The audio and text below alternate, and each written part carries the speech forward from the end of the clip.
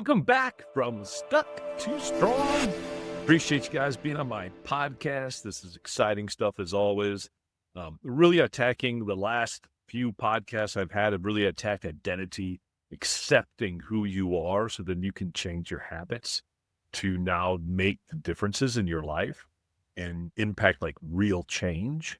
And that's important because to grasp that is you must accept oneself. And that's why those two podcasts were so important. Because once you accept yourself, I don't want to say that you change yourself, although you do, but then you have the awareness to change your habits, your behaviors, and your patterns, which then give you different outcomes within your life. Now, the importance of all that really comes to also understanding this, that others can't change you and you can't change them. Let's say that again. You can't change other people, and they cannot change you. It's one of the biggest misunderstandings of people of understanding what is possible. And let's talk about like how many people do you know that get in relationships? They're like, well, I thought I could change them. No, you can't. Or I thought I could do this. No, you can't. Can you be a change agent? Yes, like I hope I am for you, of understanding and teaching you how to change. But only one person can attack this in this journey and be successful, and that is the person. That's you. You, yourself, and that's it. Because it's a process that only you can go through in order to change the outcome of your life. One thing I don't want you to worry about is this is actually really good news, not bad news. Don't look at it that way. Let's start with this. Most frustrations that we have, whether it's in business or friendships or relationships, anything, come from the hard truth that you are trying to change them. You expect something different from them. And you're trying to change their habits, their behaviors. In our head, when we do this, we're just thinking, man, I got to give them motivation or I got to do it. So if I can give them motivation, they should take action. And the motivation you use is something that relates to you. Maybe it's all about you at that moment. Another one that you hear, or I have said, and maybe you have said too, is, if they would just stop being so negative, life would be better for them. Yeah, it's probably true. But what good does that statement do? I just wish they communicate better. That's another one.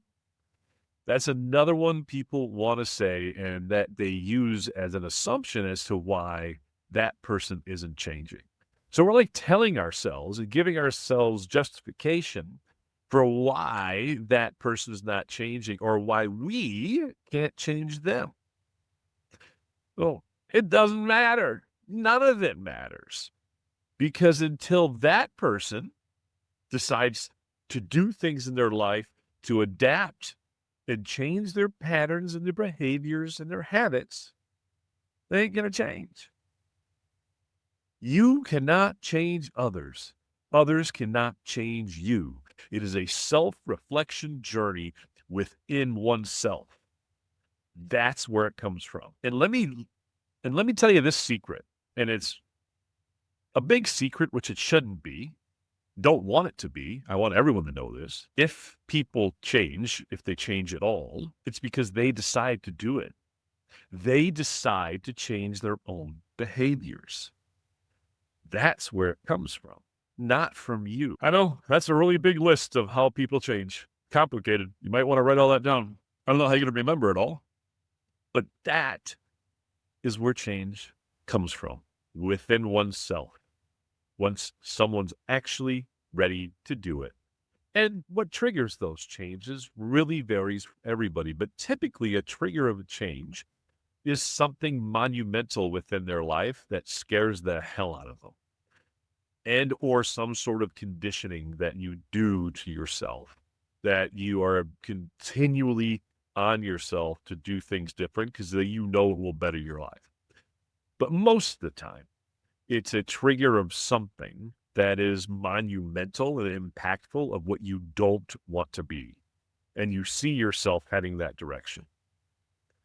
That is what typically triggers true change. In business, sometimes we can use examples that show this. And I'll use one that is close to me because I was in sales for a long time, pretty much my whole life, I guess, until I became the chief operating officer and ran a few companies. And while in sales, typically what you would get are people trying to change you by telling you what to do. Oftentimes, a lot of the people that were really good at sales were just like jerks. They were dickheads, man. And they had bad attitudes. They didn't care. They didn't really follow through or do the things they needed to do. And they just did their thing and didn't care. They weren't going to share. They weren't going to teach. They just did it and they got it done because they knew what they were good at. Whether that's good or bad, that's really up to you. In my view, when you're trying to run a sales organization, that's really bad because isolation does not bring a team together. And what you do need is a team communication, because just because you sold it, it's not over, because the product's not collected or the product's not given out.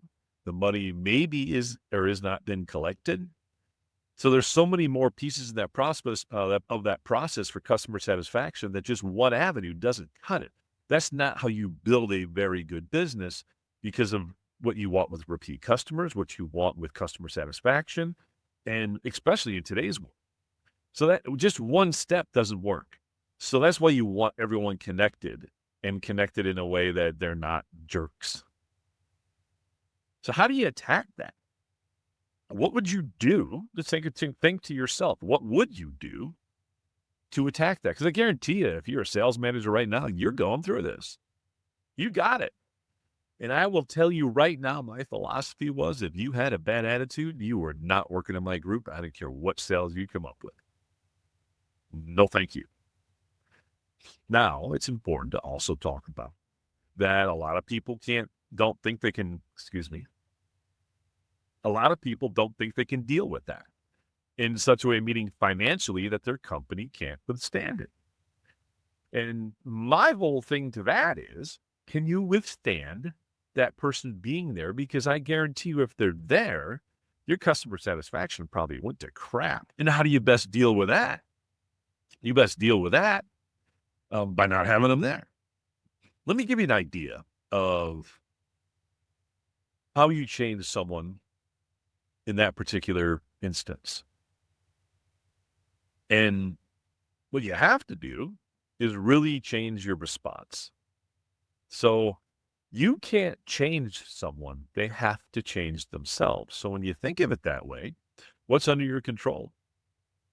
The expectations is under your control.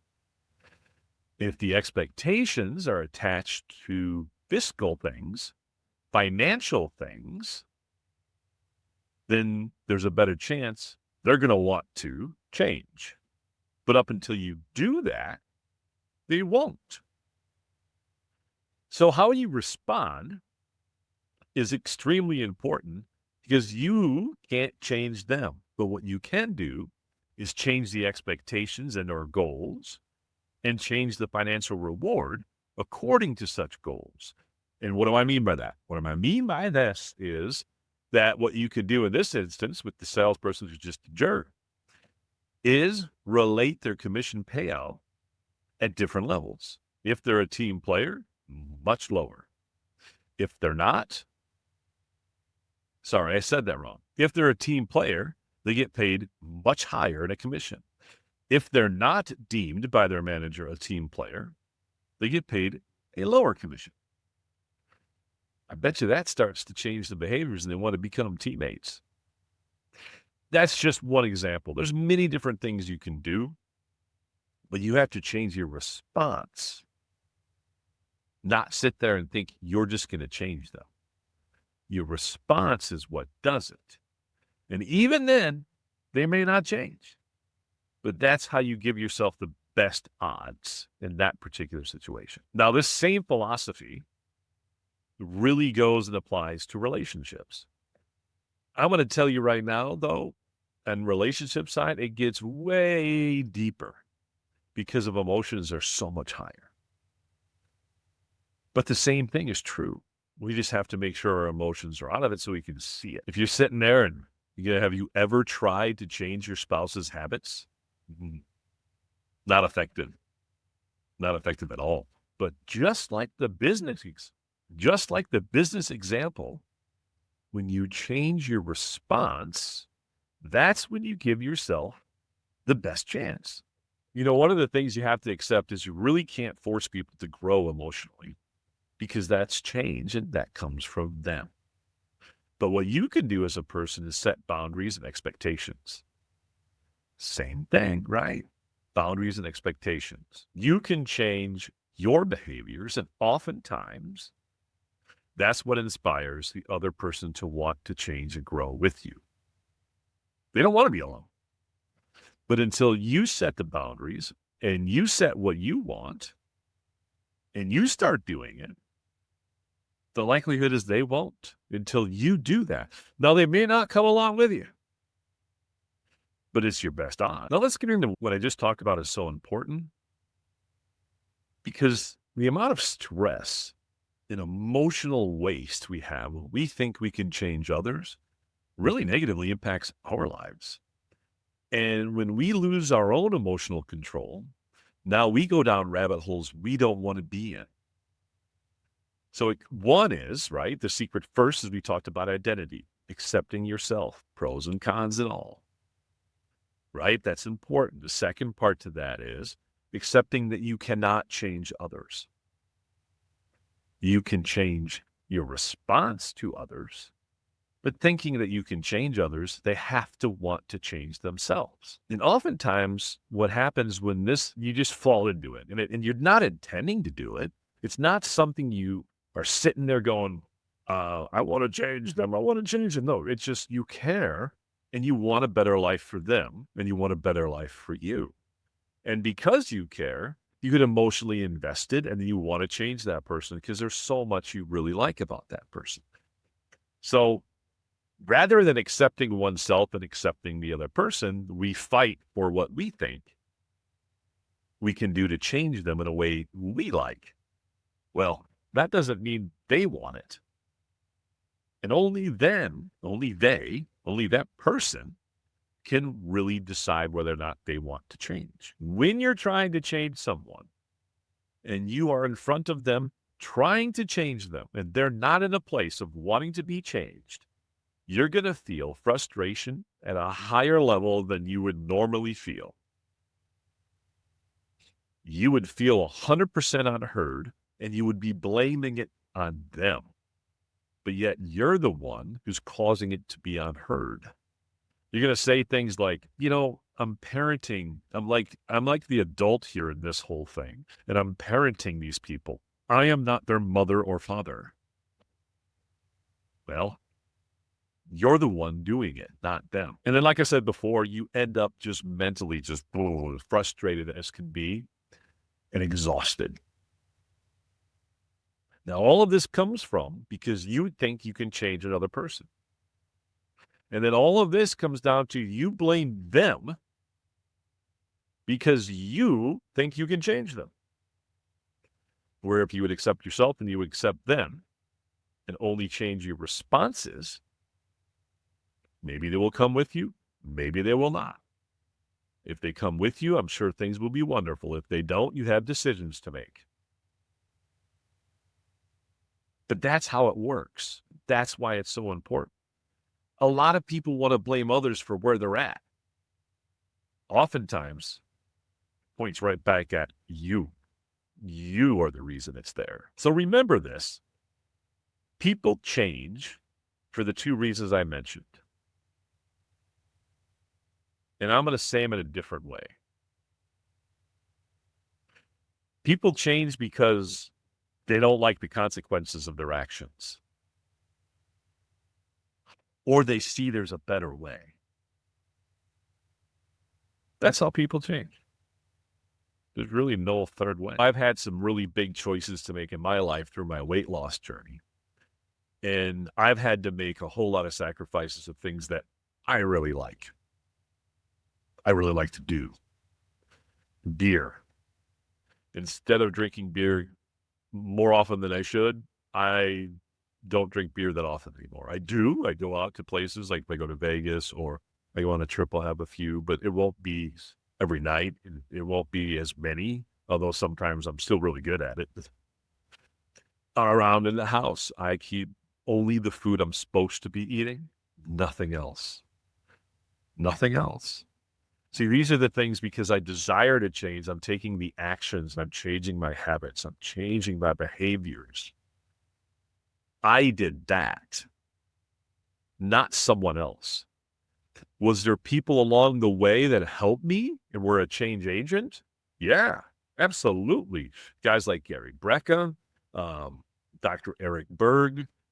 There's a few other that were there. I can't remember off the top of my head that all just were giving me all this information that made me start thinking and thinking a lot differently than I thought before. But I wanted that change because the consequences for me were just too great of me staying the same. See how that all adds up? And what I want to be for you is a change agent.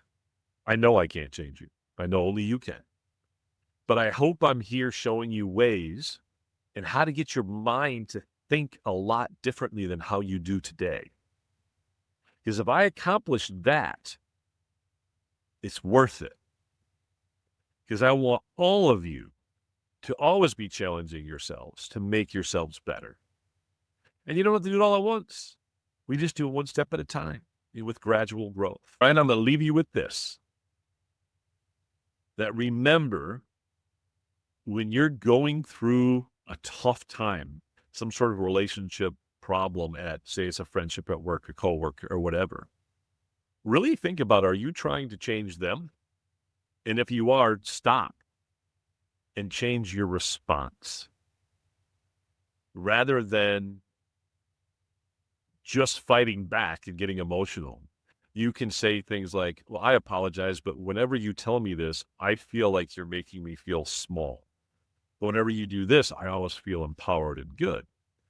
So I just want to let you know, I'm sorry that I'm making a big deal out of it and move along. But those words, because it all depends. I'd be a lot more blunt, but I'm trying to be understanding that most people aren't. And I would never apologize for that. But some people want to try and make their emotions go down.